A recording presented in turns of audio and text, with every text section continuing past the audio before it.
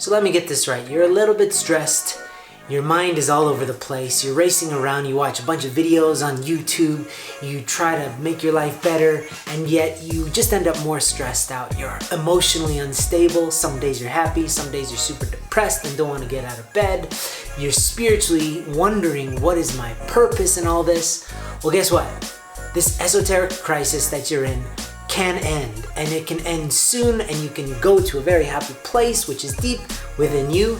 You just have to do a few things, and I'm gonna get into what those are in this video. So let's get into it.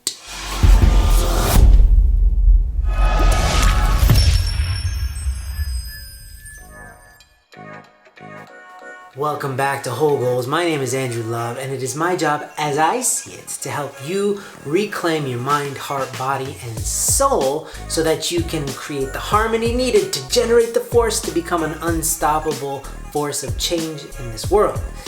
Now, that is not going to be possible for you if you feel like your life is out of control. No matter how much you want to change this world, make it a better place, no matter how much you want sustainable happiness and relationships that last, it's not gonna happen if you cannot control your mind, your heart, your body, and your soul. And most people give up the power of these faculties to their environment. If they hang around negative people, then they become negative. If they watch the news and the news is telling them to be scared, then they become scared and anxious. And at the end of the day, people just end up feeling like my life sucks, I don't like myself, and it's a huge problem. There's a massive sweeping wave of isolation. People who are depressed feeling isolated.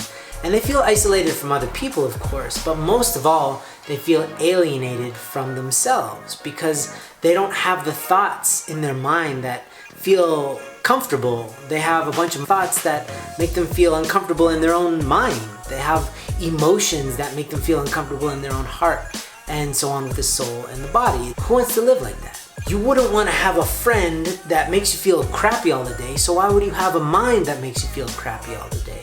Why would you have a heart that turns against you and tells you that you suck and allows you to be depressed all day? So I do a lot of mentoring. I do one-on-one calls with people, I do group calls, and it's mostly counseling in the area of getting your life together. And what I've noticed is this trend of people that have been addicted to pornography for any length of time, or they've led a life that they didn't want to. It's an unconscious life, like doing a bunch of stuff, bad habits, or going to school for something that you don't like, where you just feel like your life is separating itself from your purpose. And there's this disconnect between the life that you live every single day and the life that you want. And when that distance gets too big, people start to go crazy. They start to really lose their mind and lose their way. And so this young guy that I was talking to was kind of in this category where he was realizing that he wasn't comfortable with the life that he was leading. And so we came to this breakthrough moment. It was a breakthrough for both he and I.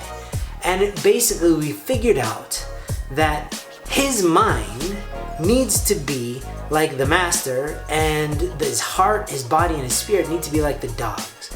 The dogs are waiting for clear instructions, okay? Your emotions are always a reaction to what your mind is telling it.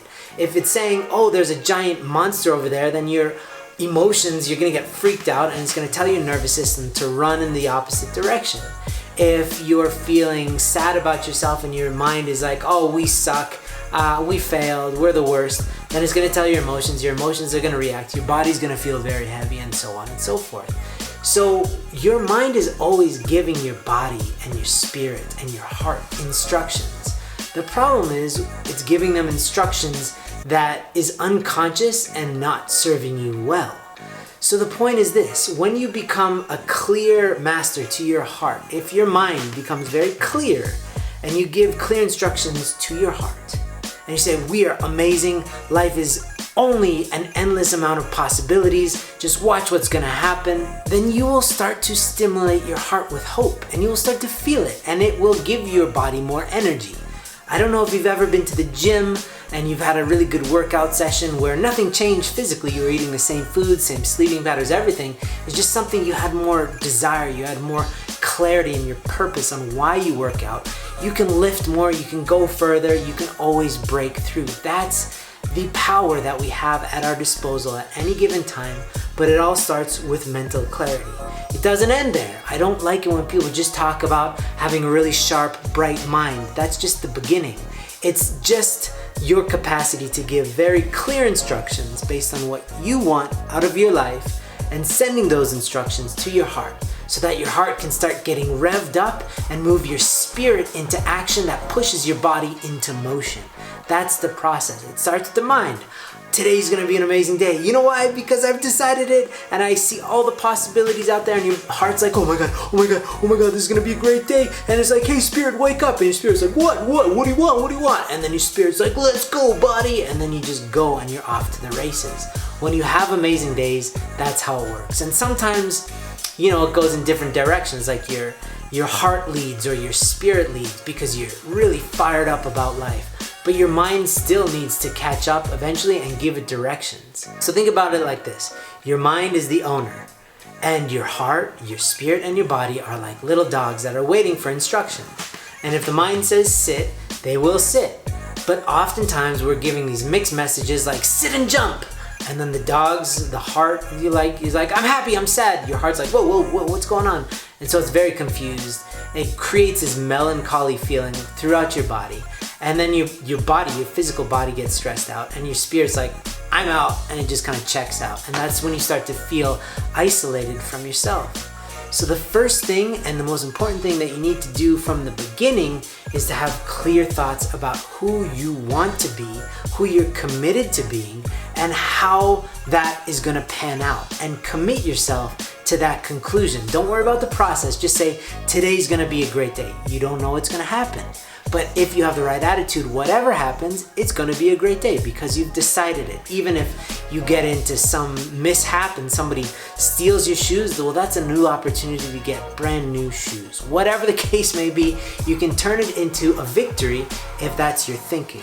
So the first step and the most important step is a clear mind telling your heart, this is how it's gonna be.